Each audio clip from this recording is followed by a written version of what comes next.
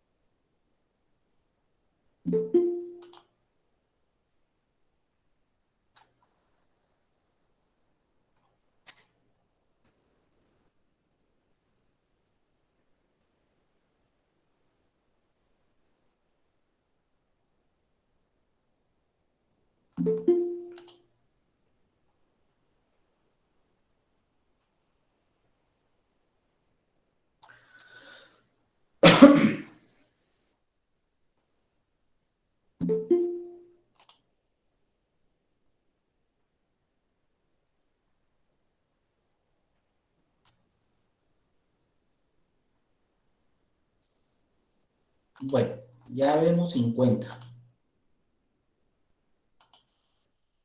Conforme la clasificación vista, pues la clasificación de las excepciones doctrinal y legal, pues están en previas, perentorias y estas que se llaman mixtas, que dije es una mezcla, conjugan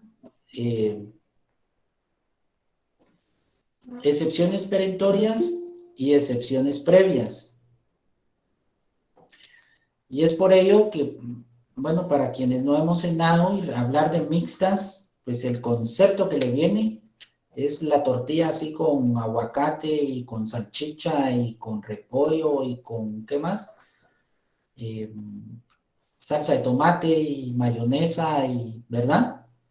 Y precisamente es una mezcla, por eso le dicen mixtas, o dice usted, deme algo mixto, pues algo que está mezclado, ¿verdad? Entonces, precisamente las excepciones mixtas es una mezcla de excepción perentoria y excepción previa. Y, lógicamente, nuestra legislación generalmente adopta una teoría que se llama ecléctica, que es decir, tomar corrientes de pensamiento, teorías o base doctrinal de dos para unificarlas. Y la excepción, pues no es la salvedad a la regla porque precisamente recoge las excepciones mixtas. Ahorita continuamos, jóvenes, solo acepto acá algunos alumnos. Muy bien, ya 57. Hoy sí hay bastantes.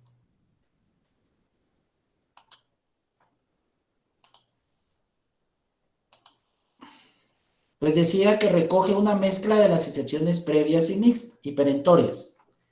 La excepción previa pretende subsanar, depurar, corregir la falta de presupuestos procesales. ¿Cuáles? Incompetencia, demanda defectuosa, falta de capacidad legal, falta de personería. ¿Sí? Las excepciones perentorias pretenden atacar el fondo de la pretensión. Entonces, con estas excepciones mixtas, la interpongo como previa y está nominada como previa. Sin embargo, el fin de la excepción previa mixta es atacar el fondo de la pretensión, ¿verdad? La interpongo como previa, está nominada como previa, pero el fin de la excepción es atacar el fondo, como que fuera una excepción perentoria.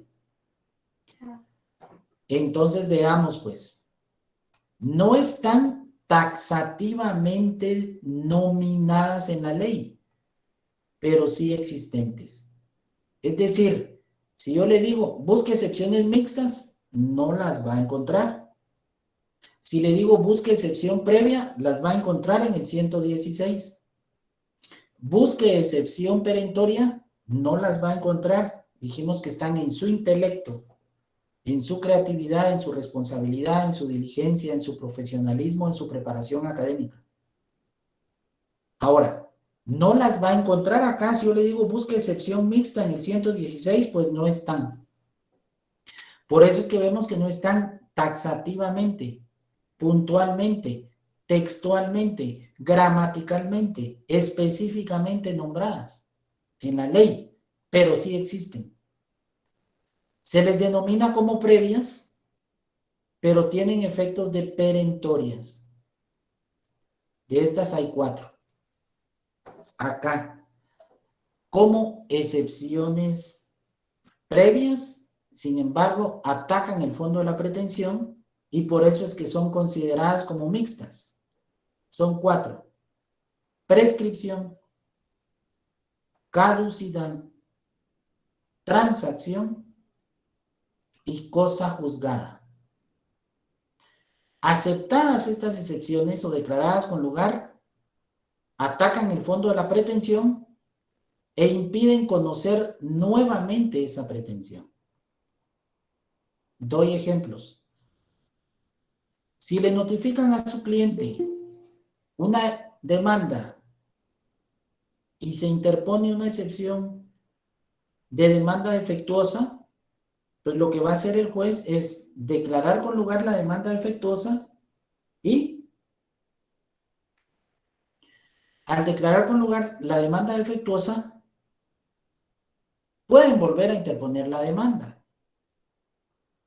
Pero si se declara con lugar una excepción previa, con efecto de perentoria, una caducidad, una transacción o una cosa juzgada, cierra definitivamente la puerta a la acción.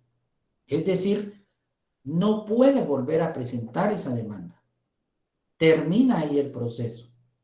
Aquí se concretiza entonces la definición también, que declarada con lugar una excepción como medio de defensa, le quita esa carga de tener que responder una demanda en sentido negativo. ¿Por qué? Porque este medio de defensa le permite eso. Jóvenes, quiero pedirles una disculpa. Solo voy a tomarme un minuto para responder algo. En esta semana estoy de turno y precisamente hay ahorita una cuestión de turno y se me está consultando. Entonces, voy a aceptar a algunos alumnos y voy a tomar un minuto lo más para atender esto y continuamos con la clase. Disculpen, pero es una cuestión de turno y esto pues se tiene que atender, ¿verdad? Entonces, me dan un minuto. Solo voy a atender esto y continuamos. El Elic, no tenga pena. Dele. En eso pueden tomarse un poco de café, la mitad de la champurrada y seguimos.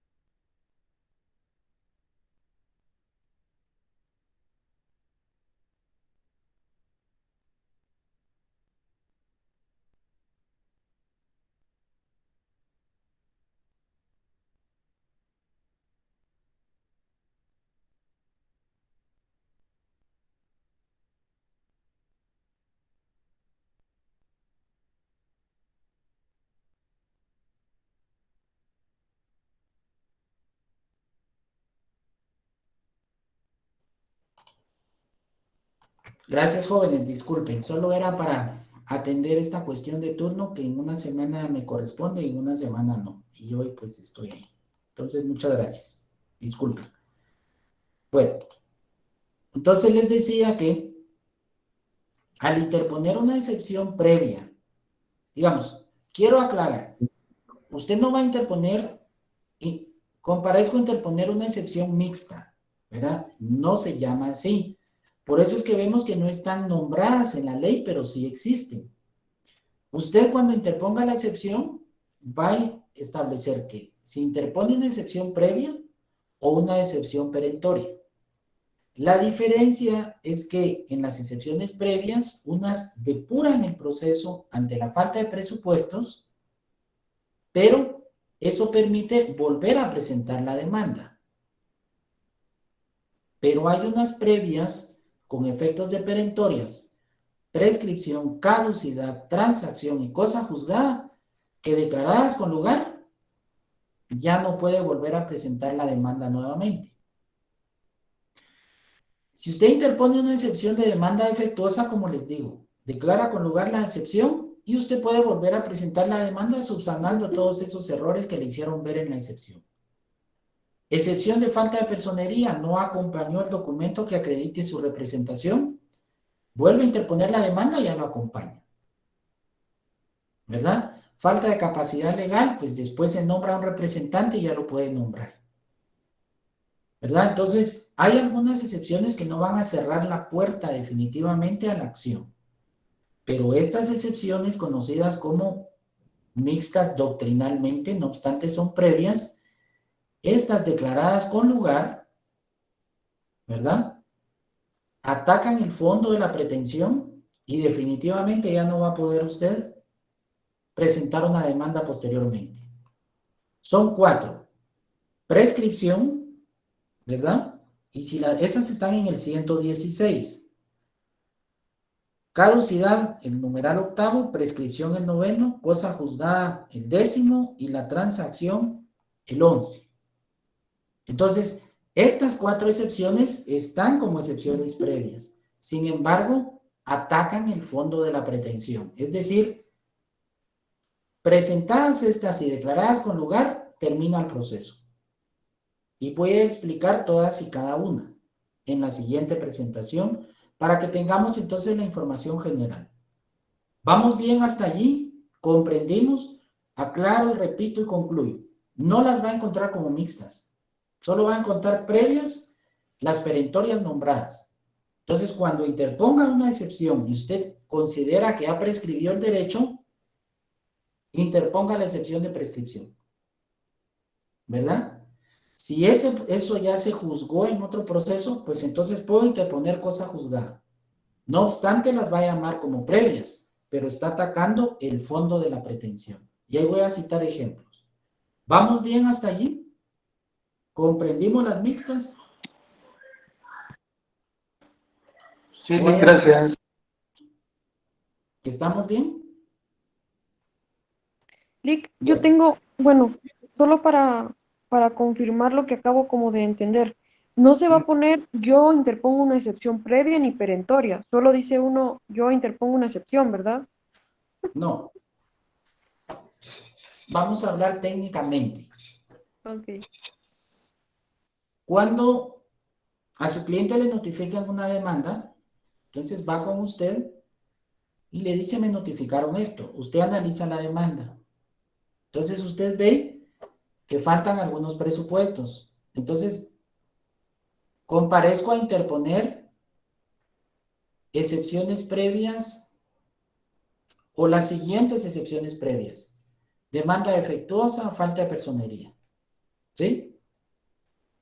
No cabe la posibilidad de presentar excepciones previas. Comparezco a contestar la demanda en sentido negativo e interponer las excepciones perentorias de, y usted las nombra. ¿Sí? Si fuese que usted tiene la oportunidad de presentar cualquiera de estas 4 consideradas como mixtas que atacan el fondo de la pretensión, siempre comparezco a interponer excepción previa de prescripción. Entonces, siempre las va a nombrar o previas o perentorias, pero nunca mixtas, ni tampoco solo excepciones. O es excepción previa o es excepción perentoria. Esas 2. ¿Sí? Bueno. ¿Alguien más? ¿No? Muy bien.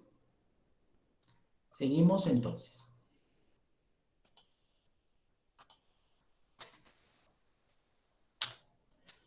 Bueno, acá vayamos desglosando el catálogo de excepciones del 116.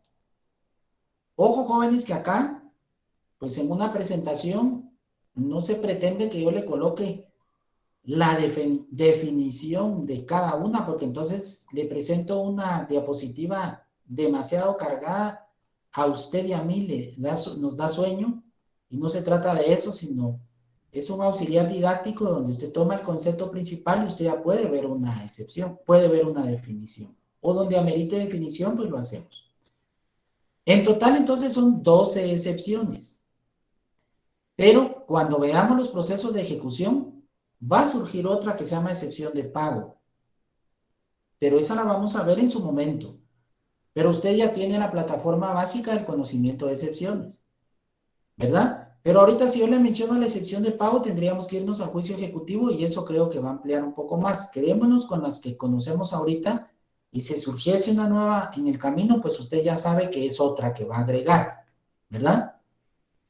Recuérdese que conforme la ley del organismo judicial, las disposiciones especiales prevalecen sobre las generales. En algún proceso, cuando estemos en el curso de Derecho Procesal Civil 2, usted va a darse cuenta que surge una disposición especial de cada proceso, pero es solo para ellos. Por eso se le llama especial. Dentro de los procesos de ejecución se permite interponer excepciones de pago, pero acá no la encontramos. Es exclusiva del proceso de ejecución. Y allí la vamos a ver, ¿verdad? 116, ahí tiene usted sus medios de defensa, sus excepciones, su catálogo de excepciones. La primera es muy entendible, incompetencia, el juez no tiene la competencia para conocer. Entonces, cuando usted examina, ¿sí?, la demanda, pues entonces usted al igual hace ese ejercicio intelectual de depurar competencia. ¿Se recuerdan? Materia, grado, cuantía, territorio. Examine, como en los casos que le puse. Solo que lógicamente va a ser una demanda y usted tiene que hacer el examen completo, el análisis completo de la demanda. Entonces usted va a depurar. ¿Tendrá el juez competencia por materia? ¿Por grado? ¿Es un juez de paz o un juez de primera instancia? ¿Es un juez de familia o un juez civil? ¿Por territorio? ¿Debió haber sido demandado en el municipio o en la vecindad? ¿Y por cuantía? ¿A cuánto asciende la cuenta? La pretensión. Entonces usted hace ese análisis y descarta, bueno, no puedo interponer excepción de incompetencia porque el juez sí tiene la competencia abarcando estos 4 aspectos. Entonces, es por eso que cuando explicamos la competencia, les dije, hagan ese ejercicio intelectual porque les va a servir siempre para el ejercicio de su profesión. Entonces, siempre va a tener que usted analizar territorio, grado, cuantía, materia. Si se observan todo eso, pues no va a tener la oportunidad de interponer incompetencia. Pero si usted analiza que plantearon una demanda ante un juez de paz cuando el competente era el juez de primera instancia, pues puede interponer la excepción de incompetencia. ¿Sí? Litispendencia. Hay 2 procesos al mismo tiempo en contra de una persona. Debe lógicamente de finalizarse el primero. Pero aquí deben de concurrir ciertos presupuestos. Identidad de personas e identidad de pretensión. Es decir, lo mismo. La misma persona y la misma pretensión. Pero, si es la misma persona, pero son 2 pretensiones diferentes, aquí no puedo interponer litispendencia. ¿Sí? A su cliente lo demandan en el juzgado primero, cobrándole 10,000. Pero por X o Y razón se desespera y dice, mire, no sé, no creo que no caminó aquí, mejor voy a plantear otra demanda, pero pensemos que fue con otro abogado, no con usted. Entonces presentan una nueva demanda en el juzgado segundo. Misma persona, misma pretensión, mismas partes. Le notifican a su cliente una segunda demanda. Mismo demandante y misma pretensión, contrato de préstamo de 10,000 de fecha 2 de enero. Es el mismo. En este segundo proceso, entonces, interpongo la excepción de litispendencia, porque primero debe resolverse el primer proceso.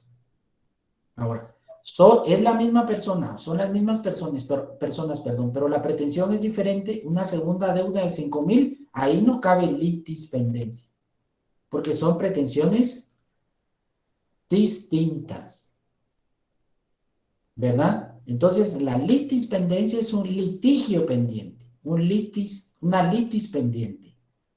Entonces, si hay una segunda demanda en contra de mi cliente, mismo actor y misma pretensión, puedo interponer excepción de litis pendencia. ¿Vamos bien? Demanda defectuosa. Esta es fácil. La demanda no cumple con los requisitos que la ley requiere. Artículos 61, 106, 107. Examina los requisitos de forma, no de fondo. ¿Verdad? Porque el fondo es para que se discuta en una contestación de demanda o en la sentencia, a través del ofrecimiento, proposición y diligenciamiento de prueba. Usted no va a utilizar sobre texto o bajo pretexto interponer una demanda defectuosa para trancar la pretensión. Para eso conteste la demanda en sentido negativo. Es la forma. ¿Sí? Entonces usted analiza la demanda. Ese es un ejercicio que yo hago siempre. O sea, por el ejercicio de la función de jurisdicción, plantea la demanda y empiezo con el 61, ver que cumpla todo, que acompañó todo. Si todo cumplió, se admite a trámite. Si incumple requisitos, auto de rechazo. Perdón, si es un juicio ejecutivo, un auto de rechazo. Si es otro proceso, un decreto, una resolución donde se rechaza, haciéndole ver los motivos. ¿Verdad? Entonces, es lo mismo que usted va a hacer en el ejercicio de la profesión. Examina la sentencia, requisitos de forma, está bien. No se cumple con requisitos de forma, excepción de demanda defectuosa. Fundamento 61, 106, 107. Falta de capacidad legal. No se tiene la capacidad de ser parte. Artículo 44 del Código Procesal Civil, ya lo vimos. Entonces, ¿quiénes tienen la capacidad de ser parte? Pues quienes ejercen la capacidad de ejercicio. ¿Se tiene capacidad de goce? ¿Lo puedo demandar a un menor de edad? Sí, a través de su representante legal. ¿Puede actuar un menor de edad? Sí, pero a través de su representante legal o quien ejerza la patria potestad. Si no se tiene ese acreditamiento o esa capacidad, pues entonces podrá interponerse una excepción de falta de capacidad legal. Si no se tiene esa capacidad de ejercicio. Falta de personalidad. Falta alguno de los atributos de la persona o existe error, por ejemplo, en el nombre de la persona. Cuando pensamos en estado civil de la persona, estado civil, casado, soltero. Esos son los dos estados civiles relacionados a una parte del estado civil de la persona. El estado civil no solo se es si se es casado o es soltero, pero déjenme decirles que en relación a este vínculo legal, solo se es casado o soltero, pero no hay viudo, no hay unido, ni siquiera juntado, porque así dicen, ¿verdad? Ajá. Perdón, en esta que está hablando ahorita, pongámosle que dice Estado civil casado. Tendría Ajá. que ir en la demanda, sí, ahí tendría que ir que diga casado, pero pongámosle si a la hora de que le preguntan verbalmente, ¿usted qué es? Yo soy soltero, y su papel dice casado, ahí también se puede dar esa anulación. Va, mire pues, no precisamente por eso, yo me refería que el estado civil de la persona abarca más allá de decir solo casado o soltero, abarca si es guatemalteco o si es extranjero, ¿verdad? Si usted está habilitado en sus derechos o está inhabilitado.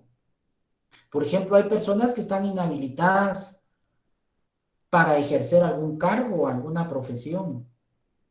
Entonces, esta condición o atributos de la persona, pues no abarca solo el ser soltero o casado, también abarca, por ejemplo, el nombre. Cuando usted demanda a una persona, ¿verdad? No va a ser necesario que indique el estado civil, más que el nombre y la dirección donde puede ser notificado.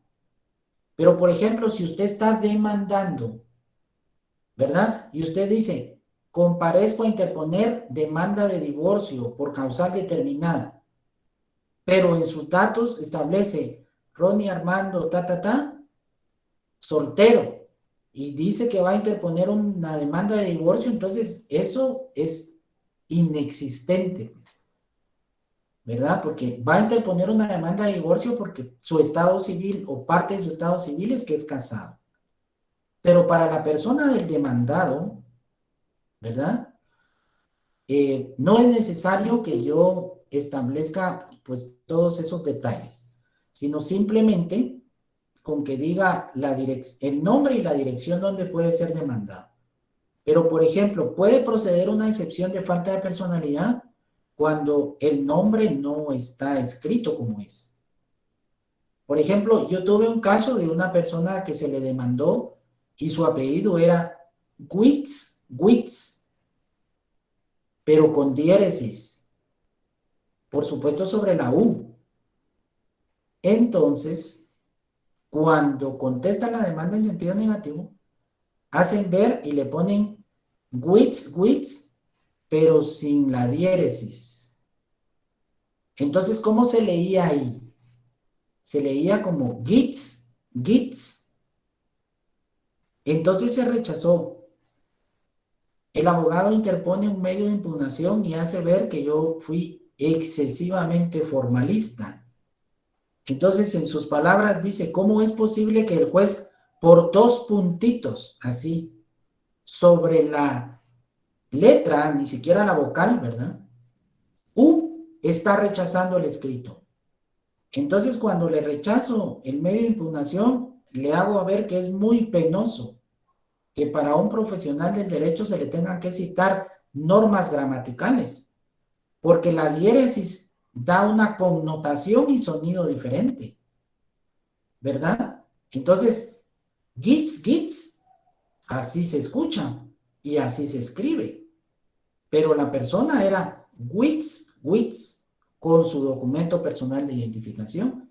Entonces, allí muy bien puede ser un ejemplo de una falta de personalidad, porque no es incluso la persona a quien puedo demandar o quien me está demandando.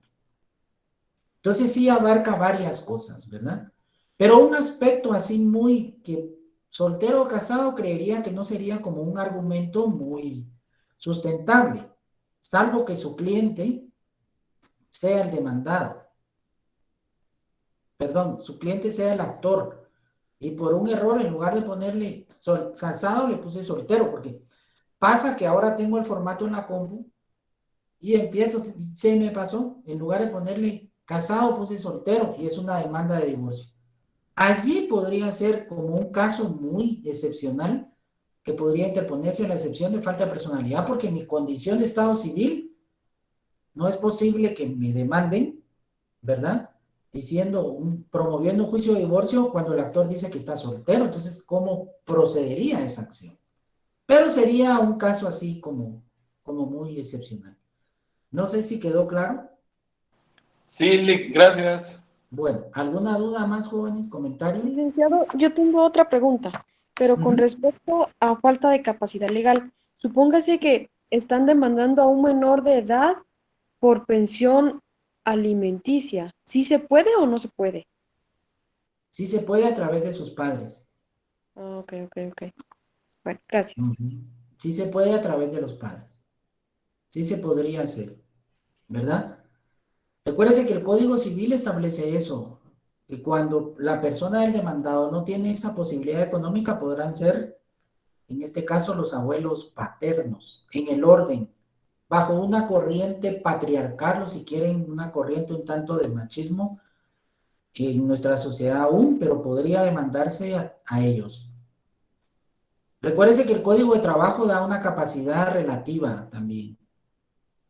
Hay adolescentes que pueden contratar, así lo establece el Código de Trabajo, su propio trabajo, ¿verdad?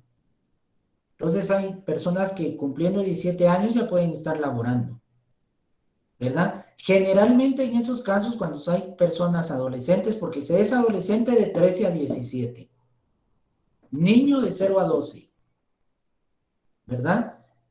Entonces, pensemos que un adolescente tiene una relación sentimental con alguien y consecuencia de ello, pues hay un niño o niña. Si acuerdan voluntariamente, generalmente en juzgados de familia han hecho convenios de pensión Comparece el adolescente como padre del niño porque tiene que establecerse el vínculo legal, padre-hijo, para que exista la obligación alimentaria. Si fuese así, quien comparece es el representante legal del adolescente, es decir, el papá o la mamá, y se obligan. Podría ser, ¿verdad?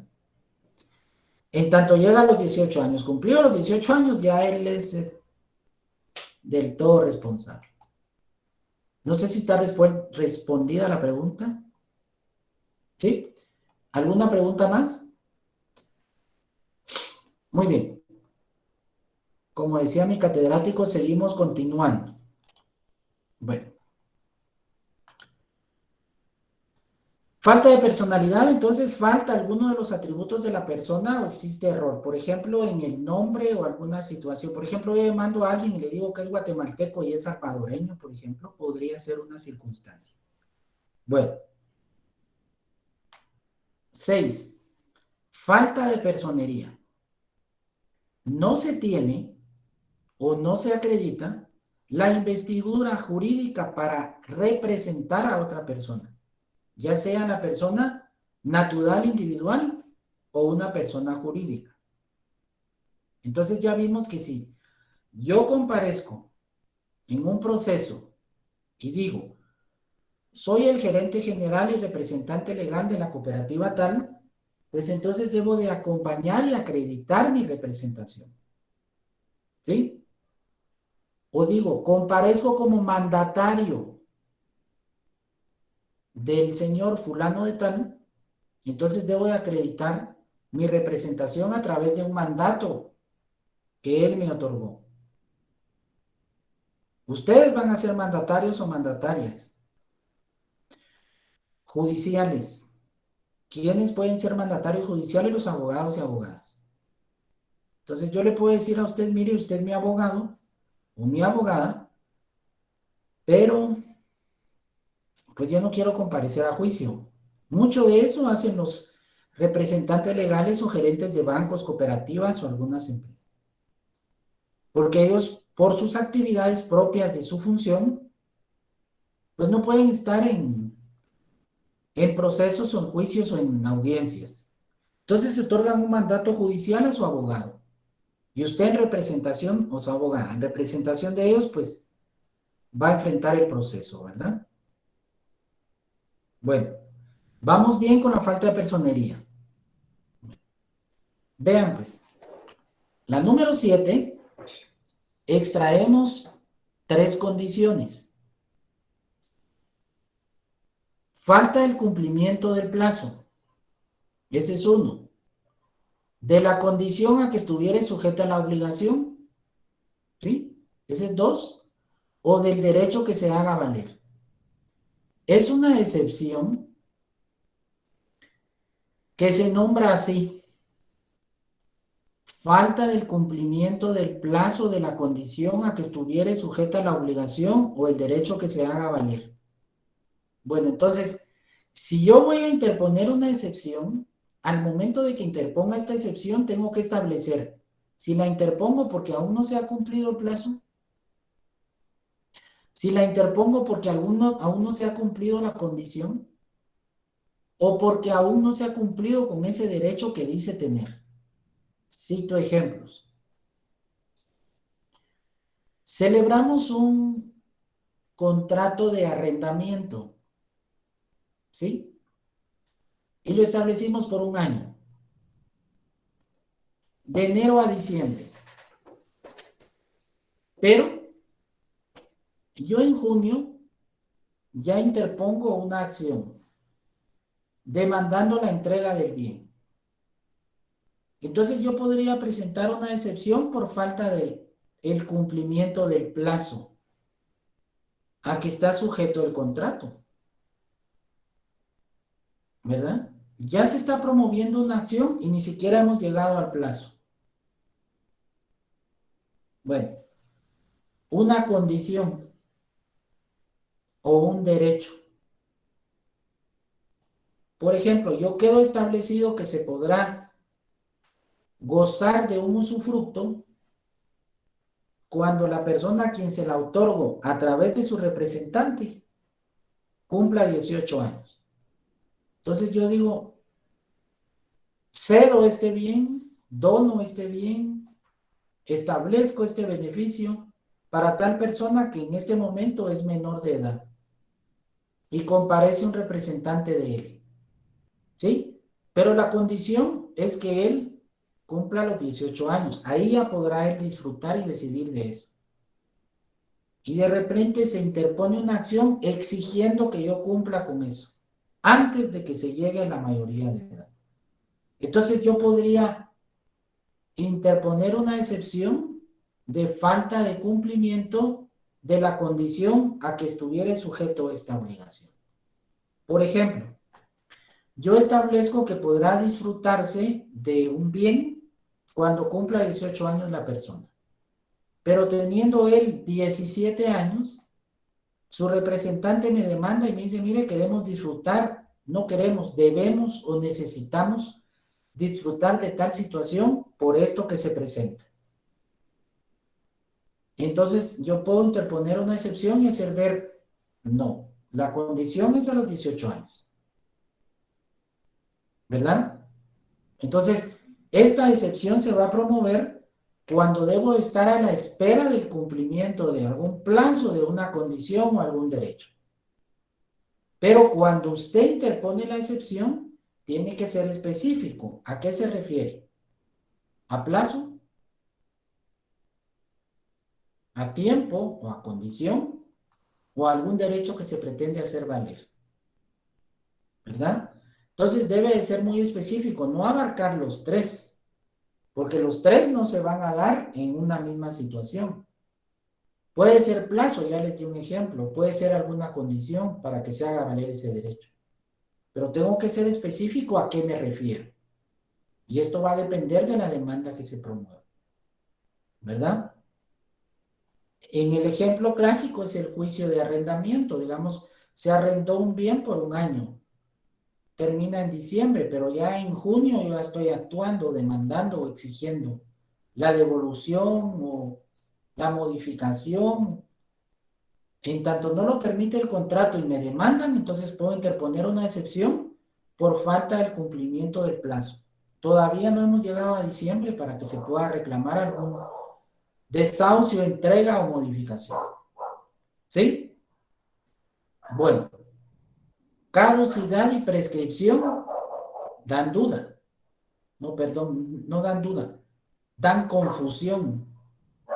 Algunas veces pensamos que es lo mismo, ¿sí? Pero son dos cosas diferentes. Y voy a citar ejemplos. Esta es previa con efecto de perentoria, al igual que la prescripción, al igual que la cosa juzgada y al igual que la transacción. Estas cuatro son mixtas, ¿verdad? Ponen fin a la pretensión. Una excepción de caducidad procede cuando hay falta de acción. Es decir, no promuevo una demanda, no promuevo una acción. La ley me da un plazo o bien una resolución me ordena que yo debo de promover una acción en determinado plazo. Si yo no promuevo esa acción en este plazo y lo hago posteriormente, podrá presentarse entonces una excepción de caducidad. Voy a citar un ejemplo porque a veces confunden caducidad con prescripción. Es solo ejemplo de caducidad. Veamos el 335. Vemos que la caducidad es falta de acción cuando la ley me lo ordena o bien una resolución judicial me lo ordena, que debo de actuar, que debo de promover una acción. 335. Si ven el epígrafe, estamos en el juicio ejecutivo. Vean pues, el 332 nos establece la sentencia que se dicta en un juicio ejecutivo. Allí termina el proceso por el pronunciamiento de la sentencia. Por supuesto, si se presenta un recurso de apelación, pues el proceso podrá seguir en sus fases. Pero la forma normal de terminar el proceso es a través de una sentencia. Vean, pues, el artículo 335 nos establece que la sentencia dictada en juicio ejecutivo no pasa en autoridad de cosa juzgada. ¿Qué quiere decir eso? Que si se dicta una sentencia en juicio ejecutivo, esa sentencia no pasa en una autoridad de cosa juzgada debido a que, pues puedo interponer un recurso de apelación, pero la ley me permite otra opción. Me permite que si esa sentencia en un juicio ejecutivo me fue desfavorable, yo todavía pueda presentar un juicio que se llama ordinario y atacar ese juicio si yo creo que ese juicio hubo deficiencias, errores, vicios, falencias en el proceso. Entonces, me permite la ley, ¿sí?, poder presentar un juicio en contra de ese juicio. Ahora, vean pues, la sentencia dictada en juicio ejecutivo no pasa en autoridad de cosa juzgada y lo decidido puede modificarse en un juicio ordinario posterior. Es una salvedad que tiene el juicio ejecutivo. Pero ahora vean el último párrafo del 335. El derecho de obtener la revisión de lo decidido en el juicio ejecutivo que caduca en 3 meses. Es decir, que yo fui condenado en un juicio ejecutivo. Tengo 3 meses para poder atacar esa sentencia, ese juicio ejecutivo a través de un juicio ordinario. ¿Qué pasa si vencidos los 3 meses yo presento esa acción? La contraparte me podrá presentar entonces una excepción de caducidad. ¿Por qué? Porque la ley me está dando un plazo. Tiene 3 meses para actuar, presentando un juicio ordinario para pedir la revisión o que este juicio se corrija. 3 meses. Si yo lo hago después de los 3 meses, entonces podrá presentarse una excepción de caducidad. Entonces, la caducidad es una falta de acción, no accionar, no demandar, en un plazo que la ley me establece. Bueno, ahora la prescripción. La prescripción es la pérdida o en determinado momento adquisición de un derecho por el transcurso del tiempo. Pero acá lo establecemos como esa pérdida de derecho y los ejemplos que se citan son la prescripción extintiva que establecen los artículos 1501 y 1514 del Código Civil como ejemplo, que como, permítanme jóvenes,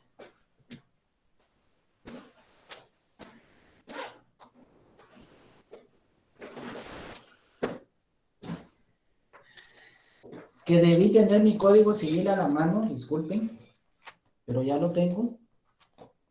Entonces, vemos el 1501 del civil. Recuérdense que también es una ley que vamos a estar usando. Prescripción extintiva. La prescripción extintiva negativa liberatoria ejercitada como ¿qué? Como acción o como excepción, extingue ¿qué? Perdón, por el deudor, extingue ¿qué? La obligación. El ejemplo 1514. Prescriben en 2 años ¿qué? Los honorarios, sueldos, salarios, jornales y otras retribuciones por prestación de cualquier servicio. La acción de cualquier comerciante para cobrar el precio de los objetos vendidos. La acción de los dueños. Las pensiones, rentas, alquileres y cualesquiera otras prestaciones periódicas no cobradas a su vencimiento. Ahora, Aquí hay una excepción que en alimentos no corre prescripción, porque conforme su naturaleza, pues es imprescriptible, ¿verdad? Es decir, se fijó una pensión alimenticia cuando el niño tiene 7 años, 2 años de atraso no le han pagado, ya prescribió, no, eso sigue hasta la mayoría de edad. Ahora, en los ejemplos de la prescripción, por ejemplo, si se presenta una demanda, bueno, pensemos en otra. Les voy a citar otro ejemplo. 1513. Prescribe en un año la responsabilidad civil proveniente de delito o falta. ¿Sí? La que nace de los daños o perjuicios causados en las personas. Ejemplo. Se da en Chimaltenango. Sábado, hace 15 días estuve de turno. 4 accidentes en un día, jóvenes. 4. Y en un horario de 7 a 10, 11 de la noche. O sea, es un índice muy alto. De los que supe. No sé si hubieron más. Chimaltenango se ha caracterizado por eso. Bueno, pensemos. Una colisión, un accidente de tránsito. ¿Sí?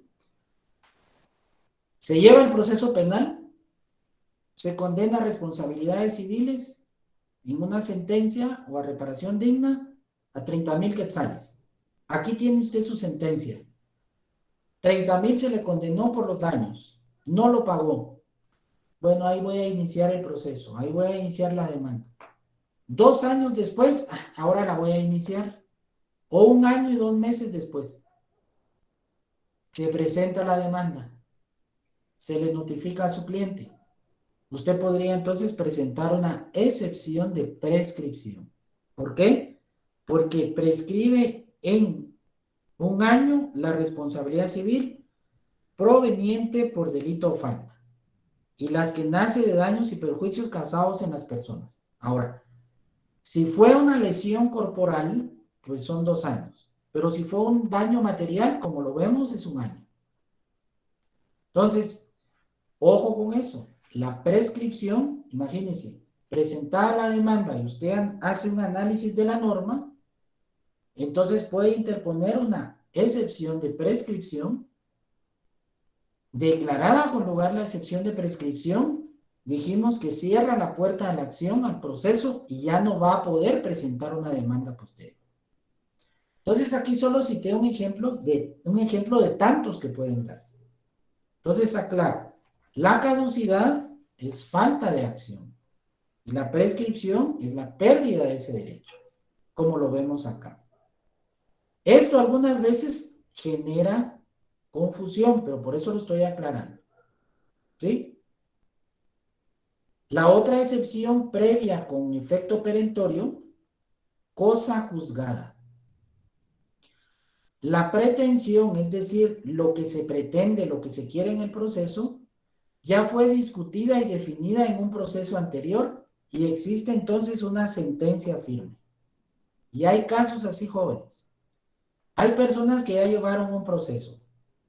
Ya hay una sentencia. Se presentó apelación. Se declaró sin lugar la apelación. ¿Verdad? Y no obstante ello, vuelven a presentar una demanda.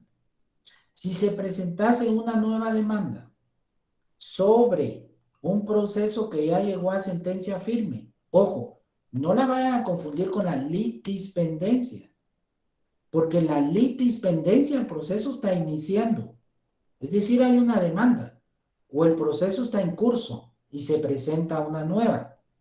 La cosa juzgada establece que ya hay una sentencia, es decir, el proceso ya terminó, ya finalizó. Entonces yo puedo presentar una excepción de cosa juzgada cuando ya tengo una sentencia firme que decidió el litigio. Ya no se puede volver a presentar. Sin embargo, lo presentan. Si se vuelve a presentar la acción, entonces yo con la certificación de la sentencia que se dictó en el primer proceso, interpongo la excepción de cosa juzgada y automáticamente tendría que rechazarse o se rechaza ese nuevo proceso donde ya se decidió el asunto. Algunas veces quieren disfrazar, ¿verdad? quieren darle otro matiz, pero en el fondo es la misma pretensión. A veces se intenta por vía de un proceso y ahora lo voy a intentar por otro. Pero si es de los hechos, se extrae la misma pretensión y las mismas partes, entonces puedo presentar la excepción de cosa juzgada porque hay una sentencia que decidió el litigio. ¿Sí? Ahora, si no hay una sentencia firme, es decir, no puedo decir que hay cosa juzgada. La cosa juzgada se materializa cuando ya no cabe ningún recurso. La sentencia es ejecutoriada, cosa juzgada. Pero si está en curso, entonces presento una litispendencia. Transacción. La transacción es un contrato ilegalmente permitido. De hecho, dentro de la clasificación de los contratos que establece el Código Civil está la transacción. ¿Verdad? El asunto es que es un término que se ha degradado. Voy a transar. Bueno, es legal aún. ¿Sí? Voy a transar en el proceso. Pero ya se ha deteriorado tanto que le dicen transero, ¿verdad? En una forma peyorativa. A alguien que está haciendo negocios y que no son muy correctos. Pero realmente no es eso. Una transacción es un contrato establecido en el Código Civil. Entonces la transacción es que se da un acuerdo previo, extrajudicial, entre las partes. No obstante que ya hubo una transacción o un acuerdo, que incluso puede darse dentro del proceso. Pero pensemos que ya hubo un acuerdo extrajudicial y no obstante se promueve una demanda, entonces podré interponer la excepción de transacción, acompañando para el efecto el contrato o el acuerdo de transacción, donde ya llegamos a un acuerdo. Ahora, si hay un incumplimiento del acuerdo, entonces yo puedo promover un proceso para exigir el incumplimiento, pero no puedo proponer o presentar, perdón, o plantear una demanda como que no existiese el acuerdo. Voy a hacer caso omiso de la transacción y planteo la demanda. Plantea la demanda, entonces se puede interponer la excepción de transacción porque ya hubo un acuerdo si yo no lo menciono. Ahora, tengo el acuerdo, está sujeto a condición y no lo cumplen, entonces promuevo un proceso exigiendo la transacción. Ahí no cabe la excepción de transacción. Ahí tendría que acreditar que ya pagué o la excepción de pago que vamos a ver después. Pero en tanto no mencione la transacción, sino solo presento la demanda y hago ver, la persona me causó daños, estos daños ascienden a 50,000 quetzales, pretendo su reparación y todo, de repente la excepción previa de transacción, ¿por qué? Porque ya hicimos un documento donde la persona se comprometió a pagarme de esta y esta forma. Sin embargo, me desesperé, no le creo, entonces mejor presento la demanda.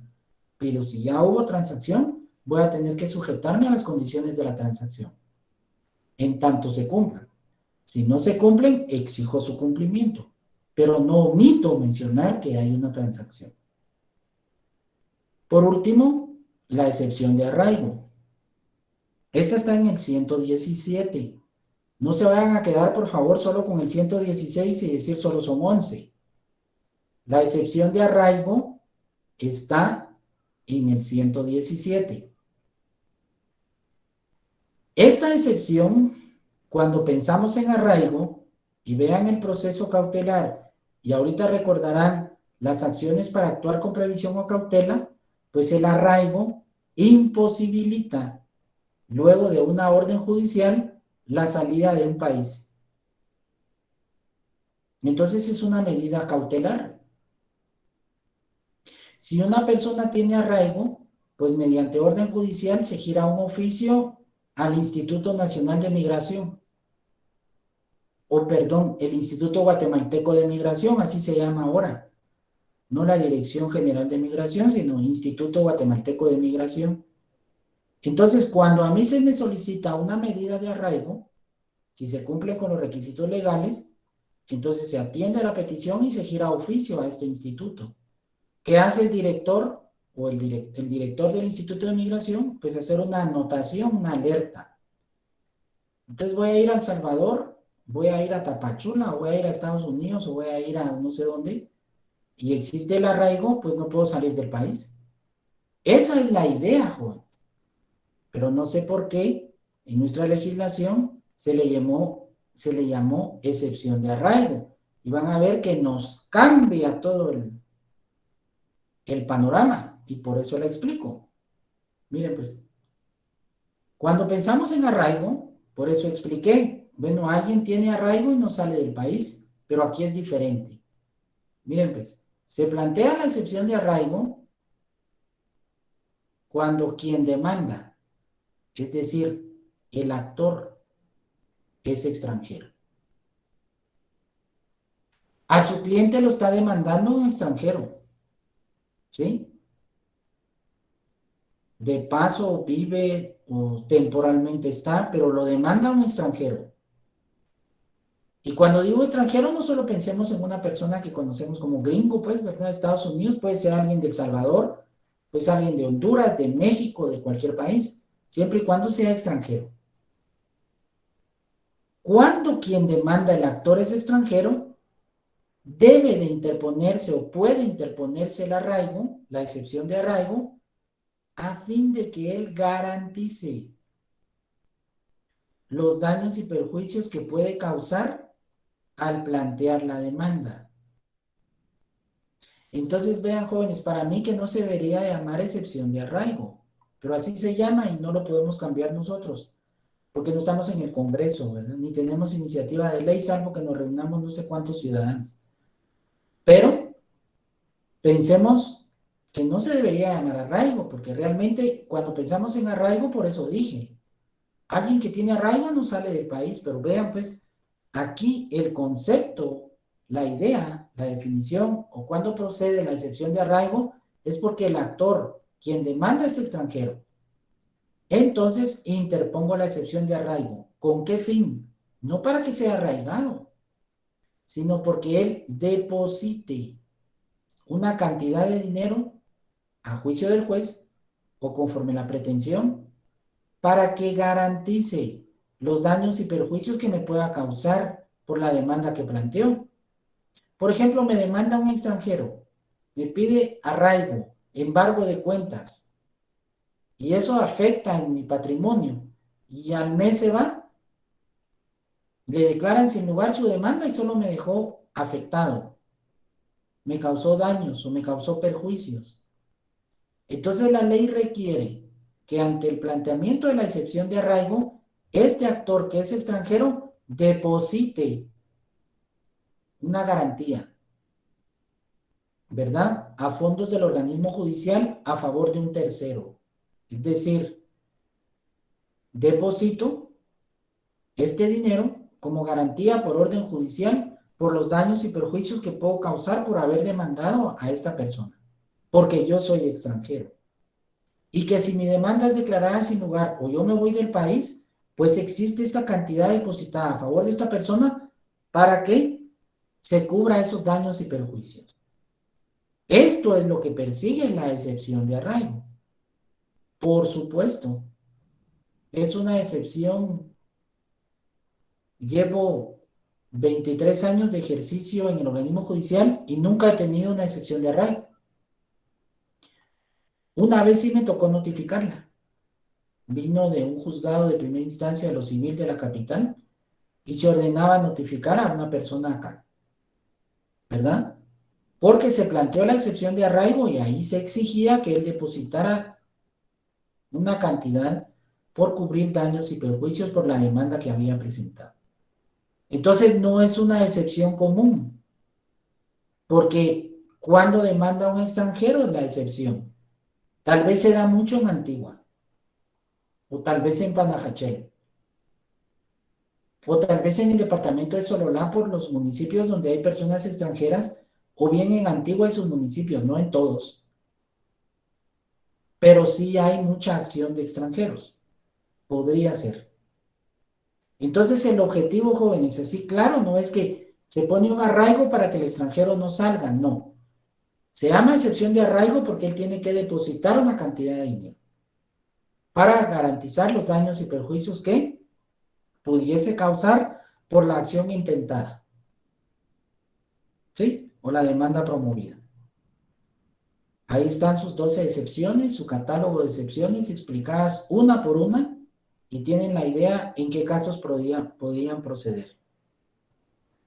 Licenciado, buenas noches. Tengo una duda Ajá, sobre buenas tardes. la número 9, prescripción. ¿Cuáles son los artículos o la base de la interrupción 1501. de la prescripción?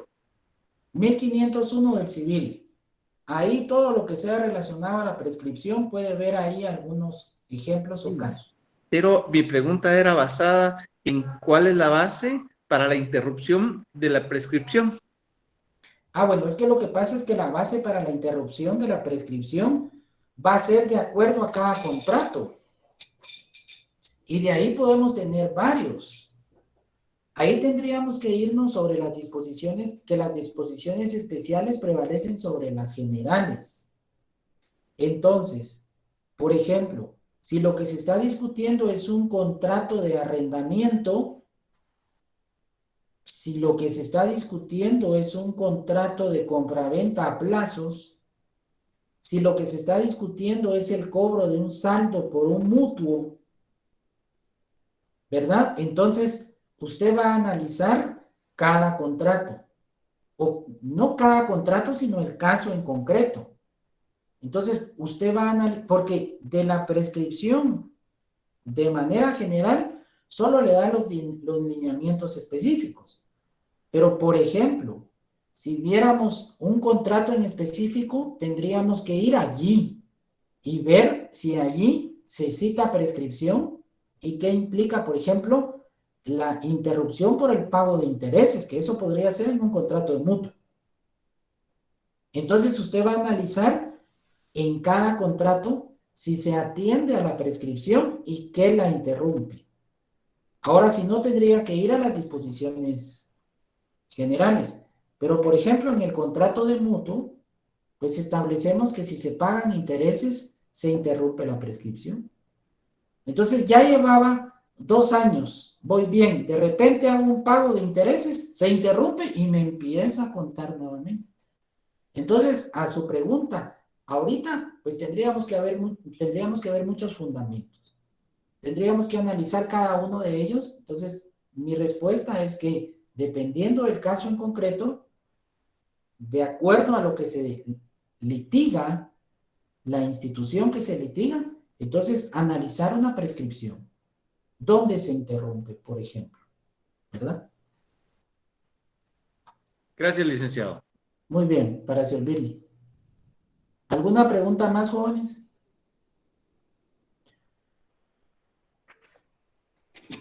Bueno, si no hay preguntas, pues son las 20:37, ya hemos abarcado todas y nos queda únicamente el esquema. Entonces tampoco pretendo que sea muy cansado, muy cargado. Yo creo que vamos en buen tiempo con ustedes. En la próxima sesión arrancamos con esquema y arrancamos con con la tercera unidad, que es el proceso civil, que eso va a ser el objeto de evaluación para el segundo parcial. Proceso cautelar dijimos que va a ser para el laboratorio. Entonces, jóvenes, hasta hoy pues vamos bien, vamos a un buen ritmo, considero. Con la otra sección perdimos el martes por la elección, pero con ustedes pues creo que vamos a buen ritmo. Entonces nos queda pendiente el trámite de las excepciones que está en la última diapositiva, que es la que nos queda pendiente. Ahí voy a explicar el trámite de las excepciones previas, dónde se interponen las perentorias, y hay unas que nacen con posterioridad. Es decir, con posterioridad a la contestación de la demanda, nacen después. También lo voy a explicar, ¿verdad? Pero por tiempo yo creo que nos quedamos ahí, a modo de que no se sienta tan cansado y se pierda el interés en algo importante que es el esquema. Para la próxima clase, por favor, procesal civil y su ley del organismo judicial, porque la vamos a usar, ¿verdad? Para analizar los incidentes, que los vamos a estar viendo siempre como la competencia, las excepciones y los incidentes. ¿Alguna duda, jóvenes? ¿No? ¿Todo bien? 12 excepciones más una que podrá surgir por ahí cuando veamos los procesos en concreto. Lick, perdone, ¿qué leyes mencionó? Su procesal civil y ley del organismo judicial. Muchas Para la gracias. próxima clase. Muy bien. Es un gusto saludarles como siempre, compartir con ustedes, pues si estoy a la orden, cualquier duda o comentario que puedan presentar. Que tengan una muy buena noche.